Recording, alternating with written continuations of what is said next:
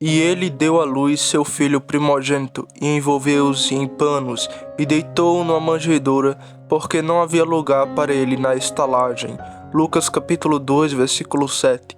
Era necessário que fosse provado claramente, além de toda disputa, que nosso Senhor surgiu de Judá. Foi necessário também que ele nascesse em Belém Efrata, de acordo com a palavra do Senhor que ele falou por meio de seu servo Miqueias. Mas como poderia ser obtido o reconhecimento público da linhagem de um carpinteiro obscuro e de uma donzela desconhecida? Que interesse poderiam os detentores de registros terem duas pessoas tão humildes? Quanto ao segundo assunto, Maria morava em Nazaré, na Galileia, e parecia haver toda a probabilidade de que o nascimento ocorresse ali. Na verdade, o período do seu parto estava tão próximo que, ao menos que fosse absolutamente obrigada, ela provavelmente não empreenderia uma viagem longa e tediosa até a província meridional da Judéia. Como esses dois assuntos serão organizados, uma volta da roda pode efetuar dois propósitos? Pode ser feito, isso será feito. O selo oficial do Império Romano será fixado na linhagem do vindouro filho de Davi, e Belém contemplará seu nascimento. Um pequeno tirano, Herodes, por alguma demonstração de espírito independente, ofende o tirano maior, que é Augusto. Augusto informa que não o tratará mais como amigo, mas como vassalo, e embora Herodes faça mais objeto de submissão e seus amigos da corte romana intercederam por ele, ainda assim Augusto, para mostrar seu descontentamento, ordena um censo para ser tomado de todo o povo judeu, em preparação para uma deturbação prevista, que no entanto só foi realizada cerca de 10 anos depois. Mesmo os ventos e as ondas não são mais inconsistentes do que a vontade de um tirano, mas o governante das tempestades sabe como governar os espíritos perversos dos príncipes. O Senhor nosso Deus tem um freio para o cavalo de guerra mais selvagem e um anzol para o leviatã mais terrível. Os césares autocráticos são apenas marionetes movidos por cordas invisíveis, meros escravos do Rei dos Reis. Augusto deve ficar ofendido com Herodes. Ele é obrigado a tributar o povo. É imperativo que um censo seja feito, ou melhor, é necessário que regulamentos inconvenientes, severos e tirânicos sejam publicados e cada pessoa deve dirigir-se à cidade ao qual ele tinha a reputação de pertencer. Assim, Maria é trazida a Belém, Jesus Cristo nasce conforme designado, e além disso ele é reconhecido oficialmente como descendente de Davi, pelo fato de sua mãe veio para Belém como sendo daquela linhagem, permaneceu lá e voltou para Galiléia, sem ter suas reivindicações questionadas. Embora o ciúme de todas as mulheres do clã teria sido despertado se um intruso se aventurasse a reivindicar um lugar entre as poucas mulheres a quem o nascimento do Messias estava agora confinado por profecias expressas. Observe aqui a sabedoria do Deus da providência e acredite que todas as coisas estão bem ordenadas. Quando todas as promessas, as pessoas da casa de Davi fossem assim levadas para Belém, as escassas acomodações da pequena cidade logo se esgotariam. Sem dúvida, os amigos recebiam seus amigos até que suas casas estivessem lotadas, mas José não tinha parentes dispostos a isso na cidade. Havia o cavaranai, que era fornecido em todas as aldeias onde era oferecida acomodação gratuita ao vigiante. Este também estava lotado, pois vindo de longe e obrigado a viajar lentamente, o humilde casal chegara à tarde. Os quartos dentro da grande praça de tijolos já estavam ocupados com família. Não restava alojamento melhor, mesmo para uma mulher em trabalho de parto, do que de um espaço mais humilde e apropriado para animais de carga. A barranca do burro era o único lugar onde o menino poderia nascer. Pendurando uma cortina na sua frente, talvez amarrando o animal do lado de fora para bloquear a passagem, o isolamento necessário poderia ser obtido, e aqui no estábulo nasce o Rei da Glória, e na manjedoura ele foi colocado. Minha tarefa esta manhã é conduzir suas meditações ao estábulo em Belém, para que vocês possam ver esta grande visão, o Salvador na manjedoura, e pensar sobre a razão desta vida humilde, porque não havia lugar para eles na manjedoura. Primeiro ponto. Começarei observando que havia outras razões pelas quais Cristo deve ser colocado na manjedoura. Primeiro, acho que a intenção era mostrar sua humilhação. Ele veio de acordo com a profecia para ser desprezado e rejeitado pelos homens, um homem de dores e experimentado no sofrimento. Ele seria sem forma nem formosura, uma raiz que sai de uma terra seca. Teria sido apropriado que o homem que morreria nu na cruz estivesse vestido de púrpura ao nascer? Não teria sido inapropriado que o Redentor que seria enterrado em uma tumba emprestada nascesse em qualquer lugar, menos no buracão da humildade, e fosse alojado em qualquer lugar, mesmo da maneira mais ignóbil? A manjedoura e a cruz, sitiados nos dois extremos da vida terrena do Salvador, parecem mais adequadas e congruentes entre si.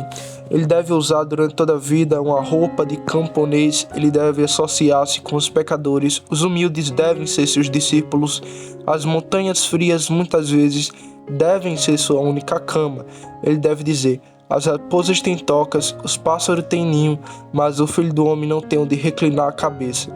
Nada, portanto, poderia ser mais apropriado do que em seu período de humilhação, quando ele deixou de lado toda a sua glória e assumiu sobre si a forma de servo e condescendeu até mesmo ao estado mais vil, ele deveria ser colocado em uma manjedoura.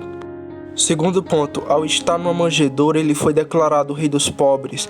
Eles, sem dúvida, foram imediatamente capazes de reconhecer seu relacionamento com eles, a partir da posição em que o encontraram. Acredito que despertou os sentimentos da mais terna bondade fraternal na mente dos pastores, quando o anjo disse: isto vos será um sinal, encontrareis o menino envolto em panos e deitado numa manjedoura.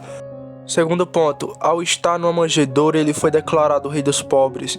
Eles, sem dúvida, foram imediatamente capazes de reconhecer seu relacionamento com eles, a partir da posição em que o encontraram. Acredito que despertou os sentimentos da mais terna bondade fraternal na mente dos pastores, quando o anjo disse: isto vos será um sinal, encontrareis o menino envolto em panos e deitado numa manjedoura. Aos olhos dos pobres, as vestes imperiais não despertam afeição, mas um homem com as suas próprias vestes atrai a sua confiança. Com que penitência os trabalhadores se apegarão a um líder de sua própria ordem, acreditando nele porque ele reconhece as suas labutas, simpatiza com as suas tristezas e sente interesse em todas as suas preocupações. Grandes comandantes conquistaram prontamente os corações de seus soldados, compartilhando suas dificuldades e enfrentando como se pertencesse às fleitas. O rei dos homens que nasceu em Belém não foi inseto em sua infância das calamidades comuns dos pobres, ou melhor, sua situação foi ainda pior que a deles. Acho que ouvi o comentário dos pastores sobre o nascimento na manjedoura. Ah, diz alguém ao seu companheiro, então ele não será como Herodes o tirano, ele se lembrará da manjedoura e sentirá pena da pobre criança indefesa. Sinto amor por ele até agora. Que acomodação miserável este mundo frio rende ao seu Salvador. Não é um César que nasce hoje. Ele nunca pisoteará os nossos campos com seus exércitos, nem matará os nossos rebanhos para os seus cortesãos. Ele será o amigo do homem pobre, o monarca do povo, de acordo com as palavras do nosso rei pastor. Ele julgará os pobres do povo. Ele salvará os filhos dos necessitados. Certamente os pastores e pessoas como eles, os pobres da terra, perceberam imediatamente que aqui estava o rei Pebleu, da ascendência nobre, mas ainda assim, como o Senhor chamou, um escolhido dentre o povo, grande príncipe da paz. A manjedoura foi seu berço real. Nele você foi apresentado a todas as nações como o príncipe de nossa raça, diante de cuja presença não há bárbaro cita, escravo ou livre, mas você é o Senhor de tudo. Rei, seu ouro e sua prata teriam sido embajados com ele, se você conhecesse o Senhor da glória. Mas como você não conheceram, ele foi declarado com demonstração como um líder e uma testemunha das pessoas. As coisas que não existem sobre ele reduziram a nada as coisas que são, e as coisas que são desprezadas que Deus escolheu, sobre sua liderança quebrarão em pedaços o poder, o orgulho e a majestade da grandeza humana. Terceiro ponto. Além disso, ao ser colocado em uma manjedoura, ele, por assim dizer, fez um convite aos mais humildes para virem a ele. Podemos tremer ao nos aproximarmos de um trono, mas não podemos temer aproximando-nos de uma manjedoura. Se tivéssemos visto o mestre a princípio cavalgando pomposamente pelas ruas de Jerusalém, com roupas estendidas no caminho, ramos de palmeira espalhados e o povo gritando Hosana, poderíamos ter pensado, embora até mesmo o pensamento estivesse errado, que ele não era acessível. Mesmo ali montado no jumentil, ele era tão manso e humilde que as crianças se aglomeraram ao redor dele com o seu infantil Hosana. Nunca poderia haver um ser mais acessível do que Cristo. Nenhum guarda rude afastou os pobres peticionários. Nenhum grupo de amigos intrometidos foi autorizado a afastar a viúva importuna ou o homem que clamava que seu filho pudesse ser curado. A bainha de suas vestes sempre se arrastava até onde os doentes pudessem alcançá-la, e ele mesmo tinha uma mão sempre pronta para tocar a doença, um ouvido para captar os mais leves acentos de miséria, uma alma que se espalhava por toda parte em raios de misericórdia, assim como a luz do sol flui por todos os lados além do próprio orbe. Ao ser colocado numa manjedoura, ele provou ser um sacerdote tirado dentre os homens, alguém que sofreu como seus irmãos e, portanto, pode ser tocado pelo sentimento de nossas enfermidades. Dele foi dito: ele come e bebe como publicanos e pecadores. Este homem recebe pecadores e come com eles. Mesmo quando criança, ao ser colocado numa manjedoura, ele foi apresentado como amigo do pecador. Vinde a ele, vós que estáis cansados e oprimidos. Vinde a ele, vós que estáis quebrantados de espírito. Vós que estáis abatidos de alma. Vinde a ele, vocês que se desprezam e são desprezados pelos outros. Venham a ele, publicano e prostituta. Venham a ele, ladrão e bêbado. Na manjedoura ele jaz, desprotegido com seu toque, desprotegido do seu olhar. Ajoelhem-se e beije o Filho de Deus. Aceite-o como seu Salvador, pois ele se coloca naquela manjedoura para que você possa se aproximar dele. O trono de Salomão pode te admirar, mas a manjedoura do Filho de Deus e do Filho de Davi deve convidá-lo. Quarto ponto. Acho que havia ainda outro mistério. Vocês se lembram, irmãos, que este lugar era gratuito para todos. Era uma pousada, e lembre-se que a pousada, neste caso, não era como nossos hotéis, onde a acomodação e o abastecimento devem ser pagos. Nas primeiras e simples eras do mundo, todo homem considerava uma honra receber um estranho. Posteriormente, à medida que as viagens se tornaram mais comuns, muitos desejaram transferir a honra e o prazer para os seus vizinhos, porque deveriam absolver toda a dignidade da hospitalidade. Mais adiante ainda, uma pessoa era nomeada em cada cidade e aldeia, e esperava-se que recebesse estranhos em nome dos demais. Mas à medida que os tempos se tornaram menos simples e o brilho primitivo do amor fraternal esfriou, a única provisão feita foi a construção de um enorme bloco quadrado, disposto em salas para os viajantes e com andares inferiores para as feras. E aqui, com uma certa provisão de água e, em alguns casos, palha cortada para o gado, o viajante deve ficar o mais confortável possível.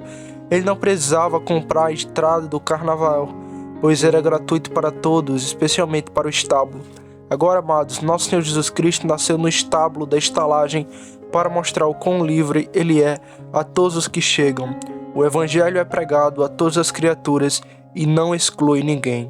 Podemos dizer dos convites da Sagrada Escritura: ninguém é excluído, exceto aqueles que eles próprios excluem. Dê as boas-vindas aos cultos educados, aos ignorantes e rudes. Embora a graça de Jesus possa salvar o príncipe, os pobres podem receber a sua parte. Nenhum mortal tem a justa pretensão de perceber em desespero. As exclusões de classe são desconhecidas aqui e as prerrogativas de castas não são reconhecidas. Nenhuma forma de etiqueta é exigida para entrar em um estábulo.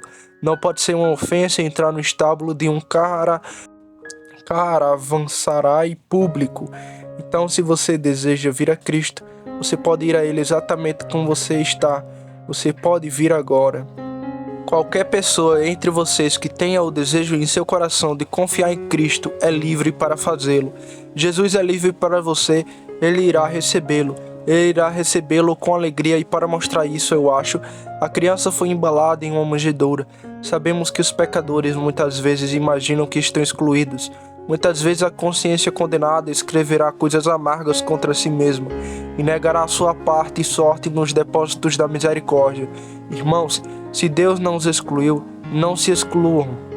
Até que você encontre escrito no livro que você não pode confiar em Cristo, até que você possa citar uma passagem positiva na qual está escrito que Ele não é capaz de salvá-lo, rogo que você aceite a palavra celestial onde está escrita: Ele é capaz de salvar perfeitamente aqueles que por meio dele se chegam a Deus.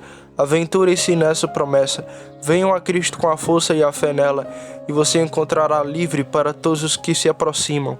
Quinto ponto, ainda não esgotamos as razões pelas quais o Filho do Homem foi colocado numa manjedoura. Foi na manjedoura que os animais foram alimentados, e o Salvador jaz onde os animais cansados recebem seu alimento. Não haverá um mistério aqui? Infelizmente, há alguns homens que se tornaram tão brutais através do pecado, tão completamente depravados pelas suas consciências, que para suas próprias consciências tudo que era humano desapareceu. Mas mesmo a estes se aplicarão os remédios de Jesus, o grande médico. Lemos constantemente em nossos jornais homens que são chamados de incorrigíveis, e agora esta moda exige ferozmente que esses homens sejam tratados com absoluta severidade.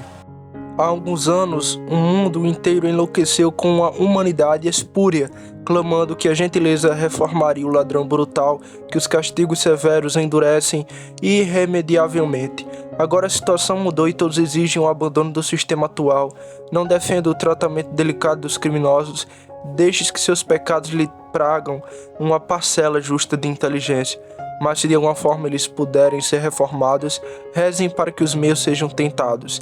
Chegará o dia em que o paradoxismo desta febre estridente terminará, e correremos ao pensar que fomos assustados por medos tolos e uma interferência perigosa em um grande e um bom trabalho que até agora tem sido realizado com sucesso. É um fato que no atual sistema, que eliminando algumas falhas que talvez seja bom remediar, é admirável, o crime está a tornar-se menos frequente e a classe de infractores graves foi materialmente diminuída. Enquanto em 1844 foram transportados 18.490 condenados, em 1860 o número correspondente era de 11.533, e isso apesar do aumento da população.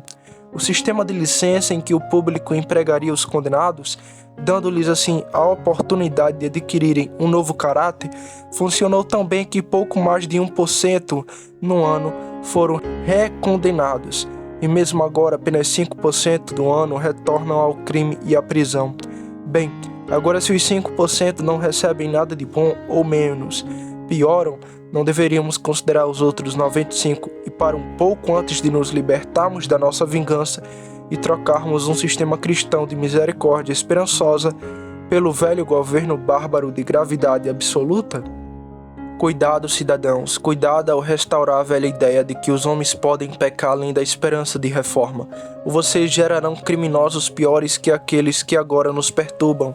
As leis de Darko devem sempre fracassar, mas não tema o triunfo final dos planos sugeridos pelo espírito cristão. Afastai-me do assunto. Pensei que poderia salvar alguns dos crimes de se oporem à verdadeira filantropia devido a um pânico repentino, mas voltarei imediatamente à manjedoura e ao bebê. Acredito que Nosso Senhor foi colocado na manjedoura onde os animais eram alimentados, para mostrar que até mesmo homens semelhantes a animais podem vir a Ele e viver. Nenhuma criatura pode ser tão degradada que Cristo não possa levantá-la. Pode cair e parecer cair certamente no inferno, mas o braço longo e forte de Cristo pode alcançá-lo mesmo em sua degradação mais desesperada. Ele pode trazê-lo de uma ruína, aparentemente sem esperança. Se há alguém que entrou aqui esta manhã, a quem a sociedade abomina e que abomina a si mesmo, meu mestre no estábulo com os animais se apresenta como capaz de salvar o mais vil e de aceitar o pior do pior, mesmo agora. Acredite nele e ele fará de você uma nova criatura. Sexto ponto. Mas como Cristo foi colocado onde os animais eram alimentados, você deve se lembrar que depois que ele partiu, os animais foram alimentados lá novamente. Somente sua presença poderia glorificar a manjedoura, e aqui aprendemos que se Cristo fosse levado embora, o mundo voltaria às antigas trevas pagãs. A própria civilização morreria, pelo menos aquela parte dela que realmente civiliza o homem, se a religião de Jesus pudesse ser extinta. Se Cristo fosse tirado do coração humano, o Santíssimo seria degradado novamente, e aqueles que afirmam parentesco com os anjos logo provariam que têm relacionamento com demônios. A manjedoura, eu digo, ainda seria uma manjedoura para animais. Se o Senhor da Glória fosse retirado e deveríamos voltar aos nossos pecados e às nossas concupiscências, se Cristo uma vez tirasse sua graça e nos deixasse entregues a nós mesmos. Por estas razões que mencionei, creio que Cristo foi colocado numa manjedoura. Segundo tópico, mas ainda assim o texto diz que ele foi deitado numa manjedoura porque não havia lugar para ele na estalagem. Isso nos leva à segunda observação, que havia outros lugares além da estalagem que não tinha quarto para Cristo.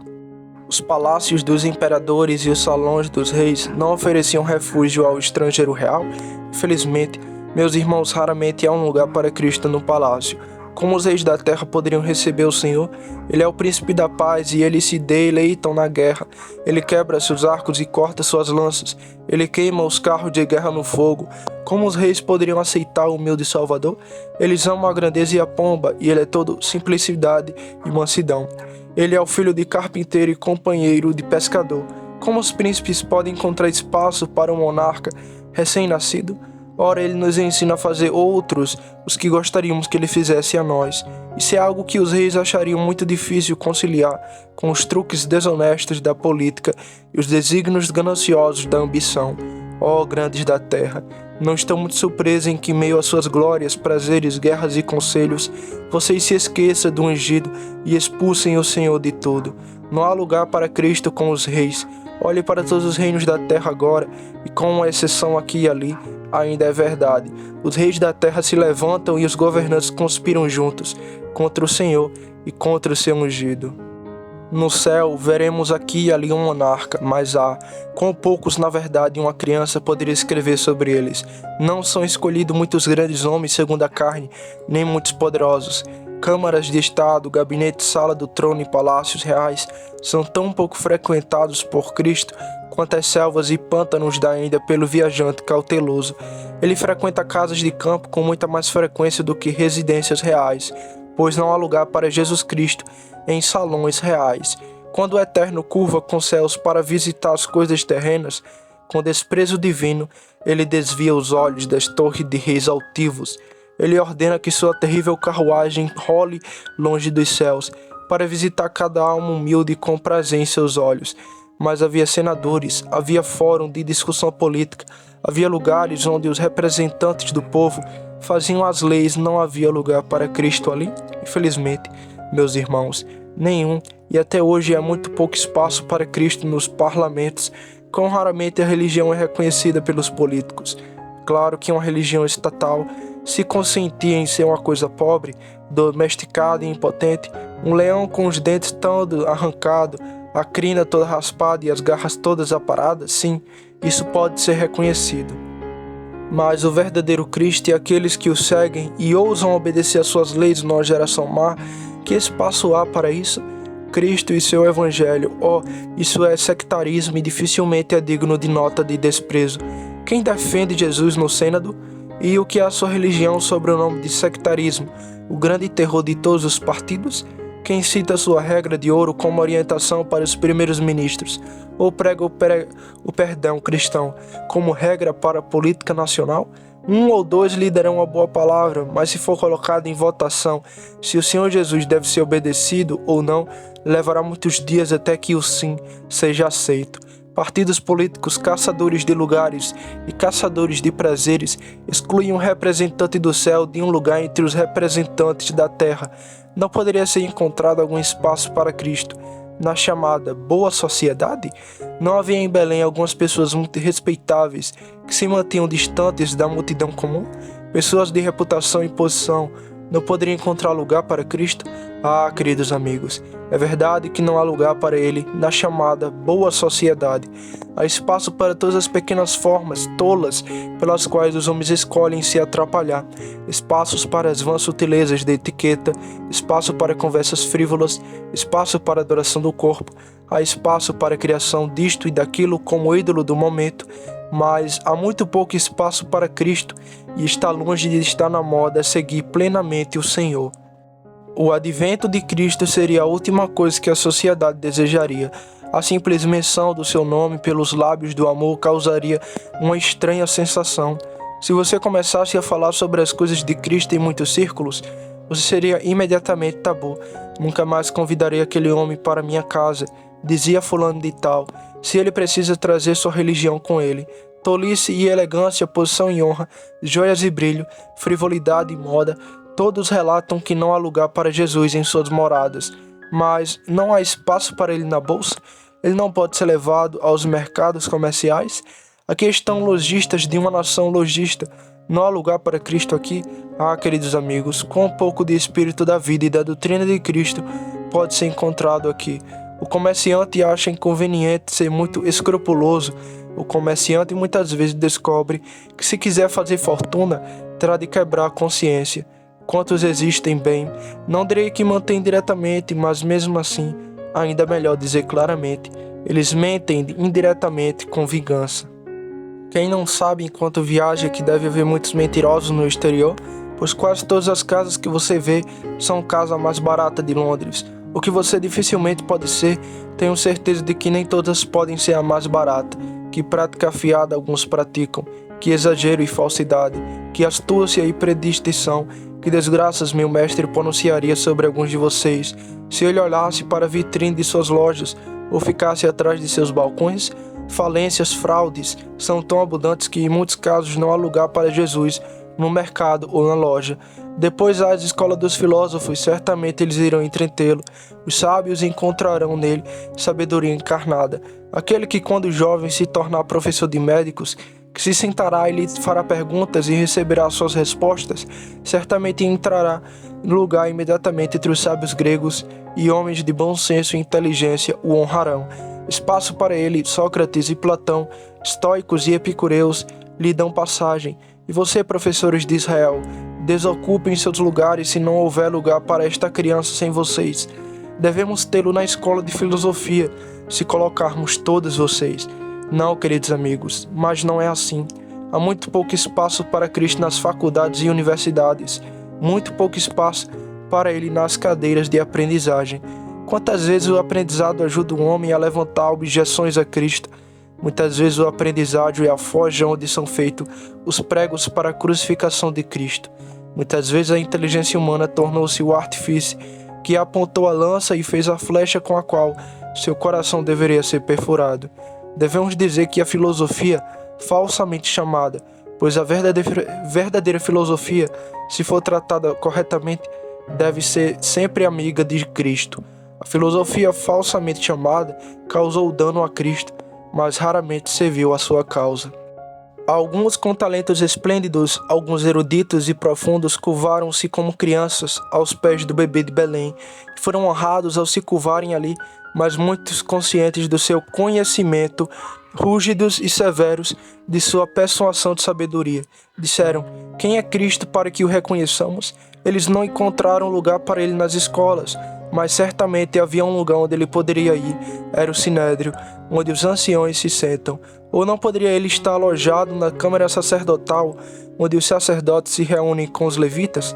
Não havia lugar para ele no templo ou na sinagoga? Não, ele não encontrou abrigo lá. Foi lá durante toda a sua vida que ele encontrou seus inimigos mais ferozes. Não a multidão comum, mas os sacerdotes foram os instigadores da sua morte. Os sacerdotes incitaram o povo a dizer: não este homem, mas Barrabás. Os sacerdotes pegavam os seus shekels para subornar a voz popular, e então Cristo foi perseguido até a morte. Certamente deveria haver lugar para ele na igreja do seu próprio povo, mas não havia. Muitas vezes na igreja sacerdotal, uma vez reconhecida e elevada a dignidade, não há lugar para Cristo. Não me refiro agora a nenhuma denominação, mas tomo todo o alcance da cristandade. E é estranho que quando o Senhor vem para os seus não recebem. Os mais malditos inimigos da verdadeira religião têm sido os homens que fingiam ser seus defensores. Não é de admirar que os bispos minem a fé popular na revelação. Esta não é a sua primeira nem a última ofensa. Quem queimou os mártires e fez de Smithfield um campo de sangue, uma fornalha de fogo ardente, um grande altar para o Deus Altíssimo? Ora, aqueles que professavam ser ungidos do Senhor, cujas coroas raspadas haviam recebido a bênção episcopal, quem colocou John Bunyan na prisão? Quem expulsou homens como John Owen e os puritanos dos seus púlpitos? Quem atormentou os governantes nas montanhas? Quem, senhores, senão os professores mensageiros do céu e sacerdotes de Deus? Quem caçou os santos batizados em todas as terras e ainda os caça em muitos estados continentais? Os sacerdotes de sempre, os sacerdotes, não há lugar para Cristo como profeta de Baal, os servos da Babilônia, os falsos mercenários que não são pastores de Cristo e que não amam suas ovelhas, sempre foram os mais ferozes inimigos de nosso Deus e de seu Cristo. Não há lugar para ele onde seu nome seja cantado em hino solene e sua imagem elevada em meio à fumaça do incenso. Vá aonde quiser e não haverá espaço para o príncipe da paz, a não ser com os espíritos humildes e contritos que pela graça ele prepara para lhe render abrigo. Terceiro tópico. Mas agora para a nossa terceira observação, a própria estalagem não tinha quarto para ele, e esta foi a principal razão pela qual ele deveria ser colocado em uma manjedoura. O que podemos encontrar nos tempos modernos que substitui a pousada? Bem, existe um sentimento público gratuito para todos. Nesta terra livre, os homens falam do que gostam, e há uma opinião pública sobre todos os assuntos. E você sabe que neste país há tolerância livre para tudo. Permita-lhe dizer, tolerância para tudo, menos para Cristo. Você descobrirá que o espírito perseguidor está agora tão espalhado como sempre. Ainda há homens de quem esta manhã e há mais moda zombar. Nunca zombamos dos cristãos hoje em dia. Não zombamos desse título respeitável, para que não perdemos a nossa própria honra. Hoje em dia não falamos contra os seguidores de Cristo sobre esse nome. Não, mas descobrimos uma maneira de fazer isso com mais segurança. Existe uma palavra bonita de invenção moderna, uma palavra muito bonita, a palavra sectário. Você sabe o que significa? Um sectário significa um verdadeiro cristão, um homem que pode se dar ao luxo de manter a consciência e não se importar em sofrer por isso. O homem que seja o que for que encontre naquele livro antigo, acredita nele, age de acordo com ele e é zeloso por ele. Acredito que os homens visados pelo termo sectários são os verdadeiros seguidores de Cristo e que os escárnios e zombarias e todas as bobagens que você está sempre lendo e ouvindo são realmente dirigidos ao cristão, ao verdadeiro cristão, só que ele é disfarçado e apelidado pela palavra sectário. Eu não daria um centavo pela sua religião, ou melhor, nem mesmo a volta de um prego enferrujado, a menos que você às vezes ganhe esse título. Se a palavra de Deus for verdadeira, cada átomo dela, então devemos agir de acordo com ela, e tudo o que o Senhor ordena devemos guardar e obedecer diligentemente, lembrando também que nosso Mestre nos disse quebrarmos um dos menores de seus mandamentos, e ensinar homens assim, seremos os menores em seu reino. Devemos ser muito zelosos, muito precisos, muito ansiosos, para que mesmo nas minúcias da lei de nosso Senhor possamos obedecer, tendo nossos olhos voltados para Ele como os olhos dos servos então para suas patroas. Mas se você fizer isso, descobrirá que não é tolerado e será rejeitado pela sociedade. Um cristão zeloso encontrará hoje em dia uma cruz tão verdadeira que para carregar, como no dia de Simão o Cirineu. Se você segurar a língua sem deixar os pecadores perecerem, se nunca se esforçar para propagar sua fé, se silenciar todo o testemunho da verdade, se de fato renunciar a todos os atributos de um cristão, se você deixará de ser o que um cristão deve ser, então o mundo dirá, isso está certo, essa é a religião que gostamos. Mas se você acreditar firmemente, se você deixar sua crença atuar em sua vida, e se sua crença for tão preciosa que você se sinta compelido a divulgá-la, então imediatamente você descobrirá que não há espaço para Cristo. Mesmo no mundo, a pousada do sentimento público onde todo o resto é recebido, seja um infiel e ninguém o tratará com desprezo, mas seja um cristão e muitos irão desprezar você. Não havia lugar para ele na pousada. Quão pouco espaço há também para Cristo na conversação geral, que também é como uma estalagem. Falamos de muitas coisas. Hoje em dia um homem pode falar do assunto que quiser. Ninguém pode detê-lo e dizer, há um espião captando suas palavras. Ele irá denunciá-lo a alguma autoridade central. A fala é muito livre nesta terra, mas há Quão pouco espaço há para Cristo na conversa geral. Mesmo nas tardes de domingo, quão pouco espaço há para Cristo nas casas de alguns professores cristãos. Eles falarão sobre ministros, contarão anedotas estranhas sobre ele, talvez inventem algumas ou pelo menos enfeitarão as antigas e acrescentarão a elas, tornando-a um pouco mais brilhante. Falarão sobre a escola dominical ou sobre as diversas agências ligadas à igreja, mas quão pouco falam sobre Cristo. Se alguém durante uma conversa fizer esta observação, não poderíamos falar sobre a divindade e a humanidade, a obra consumada e a justiça, a ascensão ou o segundo advento de nosso Senhor Jesus Cristo? Porque deveríamos ver muitos que até professam ser seguidores de Cristo, que ergueriam a cabeça e diriam: ora, querido, esse homem é um tanto fanático, ou então ele não pensaria em introduzir um assunto como esse em sua vida e conversa geral. Não há lugar para ele na pousada. Até hoje ele encontra um pouco acesso lá. Dirijam-me a muitos que são trabalhadores. Vocês trabalham entre muitos artesãos, dia após dia. Não acham, irmãos, eu sei que acham, que há muito pouco espaço para Cristo na oficina? Há espaço para todo o resto. Há espaço para palavrões, há espaço para embriaguez, há espaço para conversa obscena, há espaço para política, infidelidade, mas não há espaço para Cristo. Muitos dos nossos trabalhadores pensam que a religião seria um estrovo, uma corrente, uma prisão miserável para eles. Podem frequentar o teatro ou ouvir palestra, mas a casa de Deus é sombria demais para ele. Gostaria de não ser obrigado a dizer isso, mas na verdade em nossas fábricas, oficinas e fundições não há espaço para Cristo. O mundo está se acotovelando e pressionando por mais espaço, até que mal resta um canto onde o bebê de Belém possa ser colocado. Quanto às estalagens dos tempos modernos, quem pensaria em encontrar Cristo ali, excluindo do nosso catálogo os hotéis e casas de beira de estrada que são necessários para o alojamento dos visitantes? Que maior maldição temos nós do que as nossas tabernas e tabernas? Que portas mais largas do inferno? Quem recorreria a lugares como os nossos, com luzes de gás acesa na esquina de todas as nossas ruas para encontrar Cristo ali? Também poderíamos esperar encontrá-lo no abismo. Deveríamos estar tão propensos a procurar anjos no inferno quanto a procurar Cristo em um palácio de gin. Aquele que está separado dos pecadores não encontra a sociedade adequada no fedorento templo de Baco. Não há lugar para Jesus na pousada.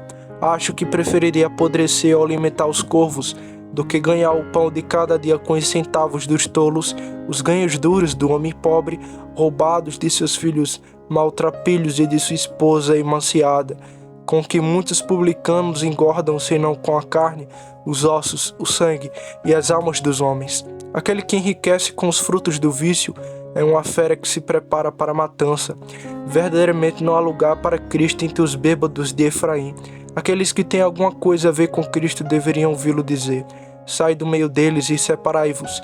Não toquei em coisa impura e eu vos receberei. Serei um pai para vós e vós sereis meus filhos e filhas. Não há lugar para Cristo hoje em dia, mesmo nos locais de recurso público. Quarto ponto. Isto me leva ao quarto ponto, que é o mais pertinente e o mais necessário para nos determos por um momento. Você tem quarto para Cristo? Assim como o palácio, o fórum e a estalagem não têm lugar para Cristo, e como os locais de recurso público não têm nenhum, você tem lugar para Cristo? Assim como o palácio, o fórum e a estalagem não têm lugar para Cristo, e como os locais de recurso público não têm nenhum, você tem lugar para Cristo? Bem, diz alguém, tem um lugar para ele, mas não sou digno de que ele venha até mim. Eu não perguntei sobre merecimento, mas você tem espaço para ele? Diz alguém, tem um vazio que o mundo nunca poderá preencher. Vejo que você tem espaço para ele. Mas o espaço que tenho em meu coração é tão vil. A manjedoura também. Mas é tão desprezível. Então a manjedoura é algo a ser desprezado. Mas meu coração está tão sujo. Então talvez a manjedoura possa ter sido. Mas sinto que é um lugar nada adequado para Cristo. Nem a manjedoura era um lugar adequado para ele. E ainda assim ele foi colocado ali. Mas eu tenho sido tão pecador que sinto como se meu coração fosse um covil de feras e demônios. Bem, a manjedoura era um lugar onde os animais se alimentavam. Mas você tem espaço para ele? Não importa o que foi passado, ele pode esquecer e perdoar. Não importa qual seja o estado atual, se você lamentar isso. Se você tiver apenas espaço para Cristo, ele virá e será seu convidado. Não diga: peço-lhes, espere ter lugar para ele. Chegou a hora em que ele nascerá. Maria não pode esperar meses e anos. Ó pecador, se você tem lugar para ele, deixe-o nascer hoje em sua alma. Hoje, se ouvirem sua voz, não endureçais vossos corações, como na provocação. Hoje é o horário aceito, hoje é o dia da salvação. Espaço para Jesus, espaço para Jesus agora. Ó, diz alguém, tem um lugar para ele, mas ele virá de fato. Apenas abra a porta do seu coração, apenas diga: Jesus, Mestre, todos os indignos e impúrios, eu olho para ti. Venha, aloje-se em meu coração. Ele virá até você e limpará a manjedoura de seu coração. Não o transformará em um trono de ouro, e ali ele se sentará e reinará para todo sempre. Oh, tenho um Cristo tão livre para pregar esta manhã. Eu gostaria de poder pregá-lo melhor. Tenho um Jesus tão precioso e amoroso para pregar que ele está disposto a encontrar um lar em corações humildes. O quê? Não há corações aqui nesta manhã que o aceitem? Devo olhar ao redor dessas galerias e ver muitos de vocês que ainda estão sem ele. E não há ninguém que diga: entre. Oh, será um dia feliz para você se você puder tomá-lo em seu braço e recebê-lo como consolo de Israel. Você pode então esperar até a morte com alegria e dizer como Simeão: Senhor, agora deixa teu servo partir em paz, segundo a tua palavra, porque meus olhos viram a tua salvação. Meu mestre, que espaço para ele, espaço para ele. Eu, seu arauto, clamo em voz alta: espaço para o Salvador. Aqui está meu mestre real. Você tem espaço para ele. Aqui está o Filho de Deus feito carne. Você tem lugar para ele. Aqui está aquele que pode perdoar teus pecados. Você tem espaço para ele. Aqui está aquele que pode tirá-lo do poço horrível e do barro lamacento. Você tem lugar para ele. Aqui está aquele que quando ele entrar nunca mais sairá, mas permanecerá com você para sempre, para fazer do seu coração um paraíso de alegria e bem-aventurança para você. Mas você tem espaço para ele? É tudo o que peço. Seu vazio, seu nada, sua falta de sentimento, sua falta de bondade, sua falta de graça, tudo isso será apenas espaço para ele. Você tem espaço para ele, ó Espírito de Deus. Leve muitos a dizer: sim, meu coração está pronto. Ah, então ele virá e habitará com você. Alegria para o mundo, o Salvador vem. O Salvador prometeu muito, que cada coração prepare um trono e cada voz uma canção. Quinto ponto, concluo com a observação de que se você tem lugar para Cristo, então a partir de hoje lembre-se: o mundo não tem quarto para você, pois o texto diz não apenas porque não havia lugar para ele, mas veja, não há lugar para eles. Não há lugar para José, nem para Maria, assim como para o bebê. Quem são seu pai, mãe, irmão e irmã, senão aqueles que recebem sua palavra e aguardam? Assim como não havia lugar para a Santíssima Virgem, nem para o suposto pai, lembre-se de que doravante não há lugar neste mundo para nenhum verdadeiro seguidor de Cristo. Não há espaço para você relaxar, não. Você deve ser um soldado da cruz e não encontrará tranquilidade em todas as guerras de sua vida. Não há espaço para você se sentar satisfeito com suas próprias realizações, pois você é um viajante e deve esquecer as coisas que ficaram para trás e avançar em direção aos que está antes. Não há espaço para você esconder seu tesouro, pois aqui a traça e a ferrugem corrompem. Não há espaço para você confiar, pois maldito aquele que confia no homem e faz da carne o seu braço. A partir de hoje não haverá mais espaço para você na boa opinião do mundo. Eles o considerarão uma escória. Não há espaço para você na sociedade educada do mundo. Você deve sair do acampamento, suportando sua reprovação. De agora em diante eu digo: se você tiver espaço para Cristo, dificilmente o mundo encontrará espaço de sofrimento para você.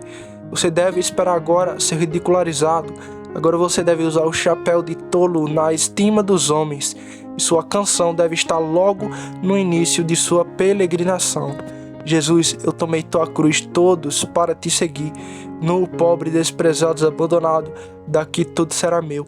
Não há espaço para você no amor do mundo. Se você espera que todos os elogiem, que todas as suas boas ações sejam aplaudidas, você está bastante enganado. O mundo, eu digo, não tem lugar para o homem que tem lugar para Cristo. Se alguém ama o mundo, o amor do Pai não está nele. Ai de vocês quando todos os homens falarem bem de você. Vós não sois do mundo, assim como Cristo não é do mundo. Graças a Deus você não precisa pedir a hospitalidade do mundo. Se isso lhe der apenas um palco para a ação, e lhe emprestar por uma hora um túmulo para dormir. Isso é tudo que você precisa. Você não precisará de moradia permanente aqui, pois busca uma cidade que está por vir, que tem alicerces e cujo construtor é Deus. Você está correndo por este mundo como estranho em uma terra estrangeira e se alegre em saber que, embora seja um estrangeiro aqui, ainda assim você é um concidadão dos santos e da família de Deus. O que você diz, jovem soldado?